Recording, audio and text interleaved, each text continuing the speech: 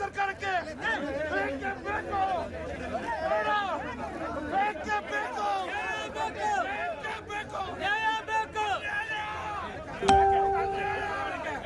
ಇವತ್ತೇನು ಆಡಳಿತ ನಡೀತಾ ಇದೆ ರಾಜ್ಯದಲ್ಲಿ 2 ವರ್ಷ ಆಗಿದೆ ಇವ್ರು ಅಧಿಕಾರಕ್ಕೆ ಬಂದು. ಆದ್ರೆ 2 ವರ್ಷದಿಂದನೂ ಬರೀ ಜನ ವಿರೋಧಿ ನೀತಿ ಬೆಂಗಳೂರಿನ